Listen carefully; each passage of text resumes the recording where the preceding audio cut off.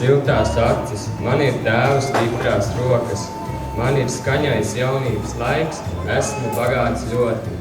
Esmu bagāts šodien, man pieder saule debesu jumā, man pieder mīļu cilvēku sirdis, man vienmēr būs.